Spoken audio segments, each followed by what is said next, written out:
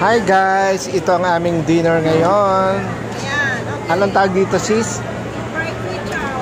Fried kwichaw. Ayan, kitang-kita mo naman yan. Merong mga hipon. Ito naman Ayan. Ito naman kay sis. Arabic food. Arabic food. Ayan, may french fries. At saka ano yung sis? Shawarma. Shawarma. Shawarma and salad. Veggie salad. Yeah. Hindi naman kami gutom sa malayo. Ano yun? Order mo ba yun, Brad? Tapos this is a sauce. Sa sauce nila, I don't know kung anong lasa. Yeah. Ito ang kay Leon Asilo. Ito ang kay As Good As I Can Be.